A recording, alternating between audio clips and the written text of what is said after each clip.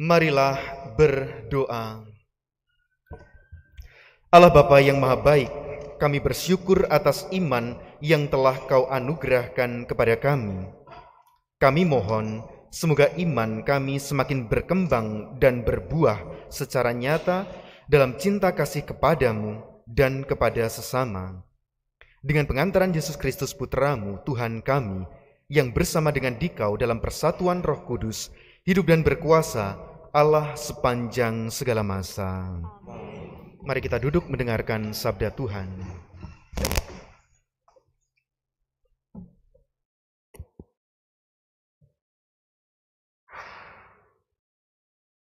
Bacaan dari Nubuat Habakuk.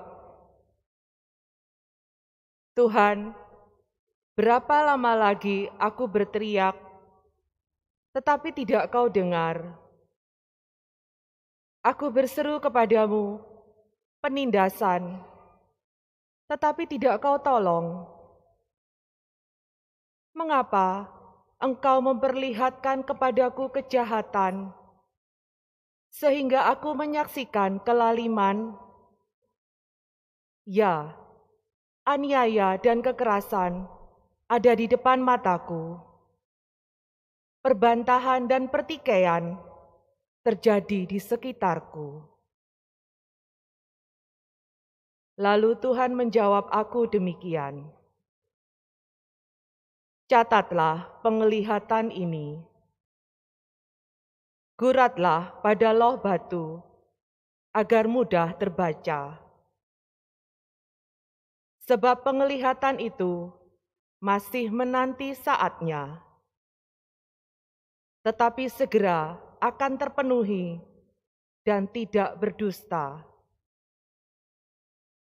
Bila pemenuhannya tertunda, nantikanlah. Akhirnya pasti akan datang dan tidak batal. Sungguh, orang yang sombong tidak lurus hatinya, tetapi orang benar akan hidup berkat imannya. Demikianlah sabda Tuhan. Syukur kepada Allah.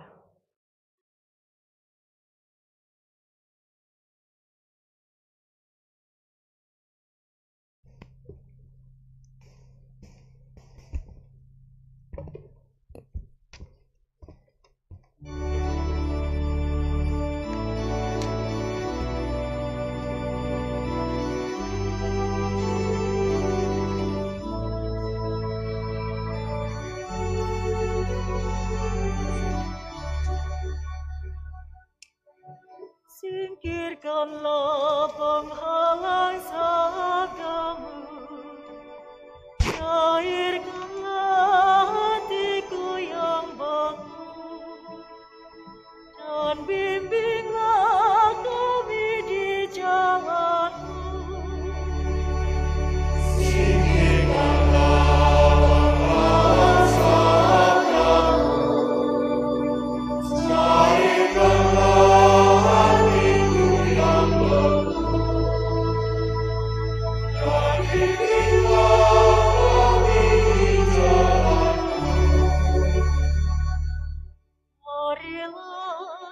Bernyanyi-nyanyi bagi Tuhan, bersorak-sorai bagi gunung, batu keselamatan kita. Biarlah kita menghadap wajah-Nya dengan lagu syukur, bersorak-sorailah baginya dengan nyanyian mazmur.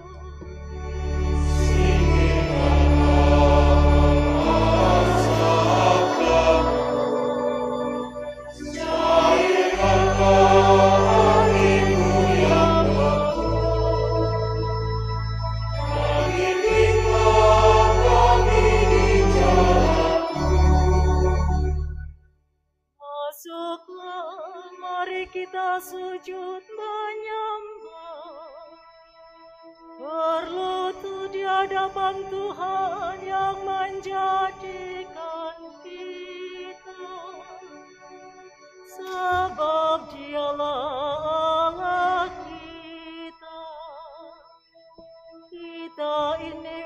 gembalanya serta kawanan dombanya.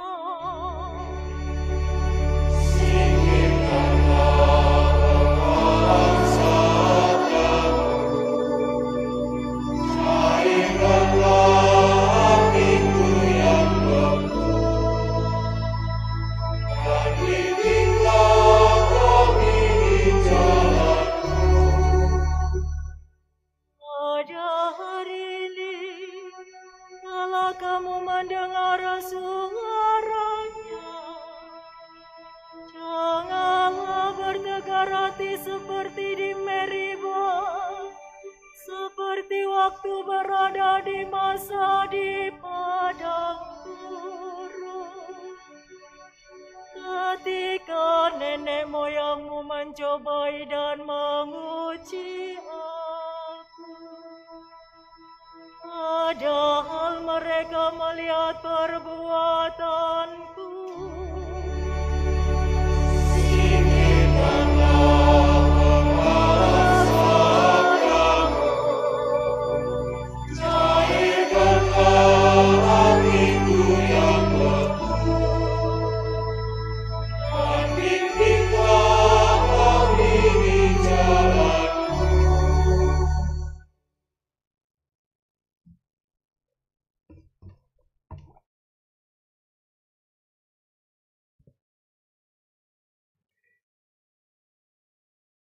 Bacaan dari surat kedua Rasul Paulus kepada Timotius.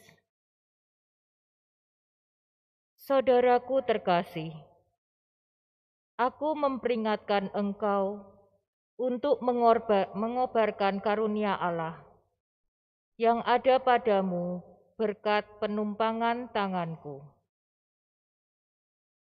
Sebab Allah memberi kita bukan roh ketakutan, melainkan roh yang membangkitkan kekuatan, kasih, dan ketertiban. Jadi janganlah malu bersaksi tentang Tuhan kita, dan janganlah malu karena aku, seorang hukuman karena Tuhan.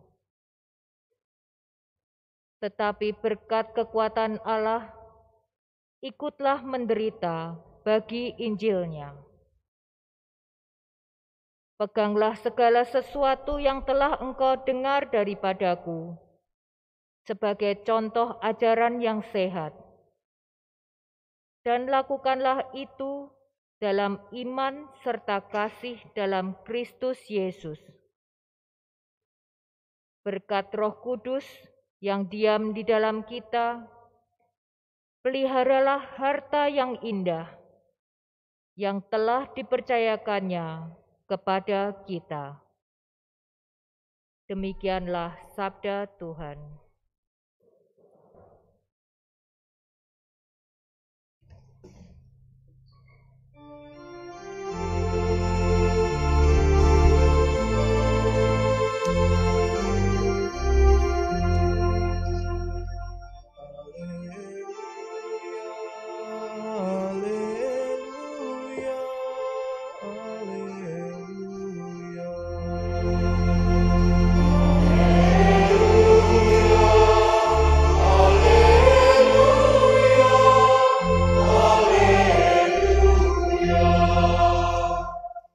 Firman Tuhan tetap untuk selama-lamanya.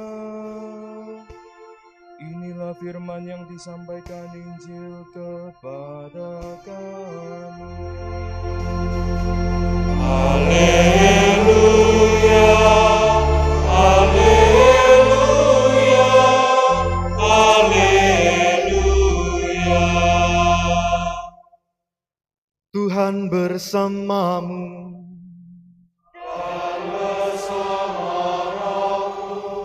Inilah Injil Yesus Kristus menurut Lukas.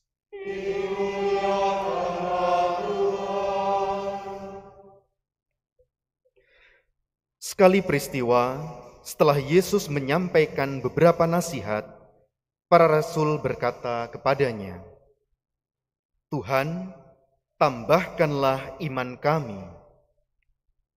Tetapi Tuhan menjawab, Sekiranya kamu mempunyai iman sekecil biji sesawi saja, kamu dapat berkata kepada pohon ara ini, tercabutlah engkau dan tertanamlah di dalam laut, dan pohon itu akan taat kepadamu.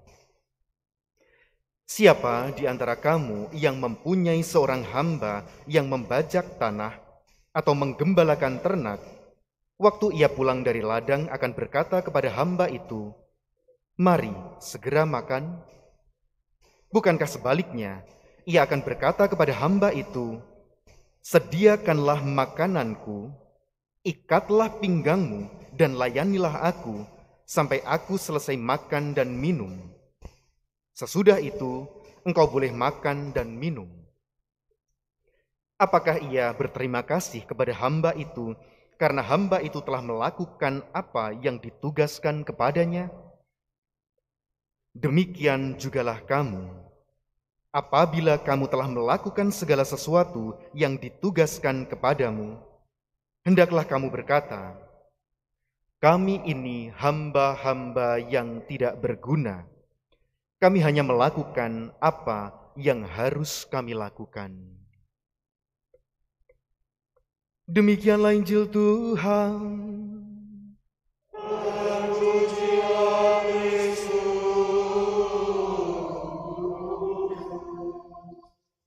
Silakan duduk. Para suster, ibu bapak, saudari-saudara yang terkasih dalam Tuhan Yesus Kristus. Kalau kita berani jujur, berani melihat kehidupan kita secara realistis, kita pun sampai pada pemahaman, sampai pada kesimpulan bahwa ternyata baik dan buruk dalam dunia ini itu hidup berdampingan. Bahwa tidak mungkin tidak akan ada keburukan, tidak mungkin tidak akan ada kejahatan, tidak mungkin tidak akan ada penyesatan. Dan itu terjadi karena sebagai konsekuensi dari anugerah Tuhan, yaitu kehendak bebas manusia. Dengan kehendak bebasnya, manusia kemudian bisa memilih untuk mencintai atau membenci. Manusia bisa memilih untuk mengampuni atau mendendam. Manusia bisa memilih untuk mengembangkan orang-orang di sekitarnya, membawa damai bagi orang-orang di sekitarnya, di dalam komunitasnya, atau justru membawa perpecahan bagi orang-orang di sekitarnya. Namun ibu bapak, saudari-saudara yang terkasih, kehendak bebas yang Tuhan berikan kepada kita sebenarnya hendak mengajak kita untuk pada akhirnya semakin dewasa, semakin tahu untuk memilih yang terbaik dari hamparan pilihan yang ada di hadapan kita. Dan kemudian juga memahami aneka macam konsekuensi-konsekuensi dari setiap pilihan yang kita ambil. Bahwa untuk mencintai itu akan selalu diikuti dengan kesetiaan, selalu diikuti dengan komitmen. Bahwa ketika orang memilih untuk membenci, hidupnya akan dihantui oleh perasaan tidak enak, perasaan marah, dikungkung oleh aneka macam perasaan-perasaan demikian, sehingga hidupnya pun tidak bisa damai. Ketika orang mau mengampuni seseorang, itu pun juga memiliki konsekuensi. Iya, mudah kalau mengampuni orang yang sekali saja membuat kesalahan dan kesalahannya itu simple. Tapi kalau kemudian kesalahan yang dibuat ialah berulang-ulang dan berat dan sampai saat ini masih dilakukan terus-menerus, apakah kemudian mudah untuk bisa mengampuni? Tetapi kalau kita memilih untuk mendendam, kehidupan macam apa yang sedang kita jalani? Bukankah kita pun sedang hidup di dalam neraka, kendati pun kita masih di dalam dunia? Kehendak bebas pada akhirnya mengajak kita untuk semakin dewasa, mengembangkan itu semua. Dan karena itulah, ibu bapak, saudari-saudari yang terkasih, karena keburukan itu tak bisa dihindarkan, karena itulah itu menjadi konteks dalam bacaan Injil kali ini. Para murid meminta kepada Tuhan Yesus agar ditambahkan imannya. Karena sulit untuk menjadi baik. Karena sulit untuk memilih dan menghidupi kebaikan itu tadi. Karena itulah para rasul mengatakan kepada Tuhan, Tuhan, tambahkanlah iman kami. Tetapi yang menarik, Ibu Bapak, Saudari-saudari yang terkasih, apa jawaban Tuhan Yesus? Tuhan Yesus menjawab, sekiranya kamu mempunyai iman sekecil biji sesawi saja, kamu dapat berkata kepada pohon ara ini, tercabutlah engkau dan tertanamlah di dalam laut, dan pohon itu akan taat kepadamu. Terus, apa sebenarnya yang mau dikatakan Tuhan Yesus ini? Apakah para rasul tidak tahu, tidak paham begitu dahsyatnya kekuatan iman sehingga Tuhan Yesus harus mengatakan demikian? Tidak. Tuhan Yesus mengatakan demikian hanya untuk mengingatkan para rasul agar jangan mengira bahwa iman itu seperti jimat yang kemudian kita bisa miliki dan tanpa kita melakukan apapun kita bisa mengalahkan segala sesuatu. Bahwa kemudian kalau kita beriman, kita kemudian bisa melakukan segala sesuatu, bahkan memindahkan gunung ke dalam laut. Itu justru orang tidak beriman, karena mau mencobai Tuhan. Dari situlah kemudian Tuhan Yesus mau mengingatkan kepada para rasul, ketika kamu meminta, tambahkanlah imanmu, tahu nggak kamu apa artinya itu? Dan dari sini, Ibu Bapak, Saudari-saudari yang terkasih, kita kemudian diajak untuk masuk apa artinya beriman, apa artinya ditambahkan iman itu. Maka mari kita melihat seluruh kehidupan Tuhan Yesus. Tuhan Yesus datang ke dunia untuk menyelamatkan umat manusia, untuk menebus dosa-dosa manusia.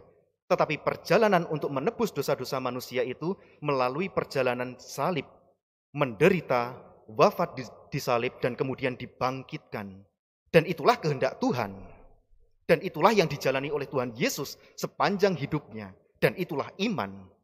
Iman adalah ketika orang mau menuruti kehendak Tuhan dalam kehidupannya. Tidak hanya itu. Mengapa? Karena dalam menuruti perintah Tuhan itu tidak mudah. Mencintai itu tidak mudah. Mengampuni itu tidak mudah. Mengembangkan orang lain itu tidak mudah. Dan karena itulah, Ibu Bapak, Saudari, Saudara yang terkasih, kita kemudian bisa berkaca kepada Tuhan Yesus. Tuhan Yesus pun ketika dalam perjalanan ke Yerusalem, itu sempat berhenti di Taman Getsemani. Dan kita pun tahu kisahnya bagaimana Tuhan Yesus tawar-menawar dengan Allah Bapanya. Bapa, kalau boleh, cawan ini berlalu dari hidupku.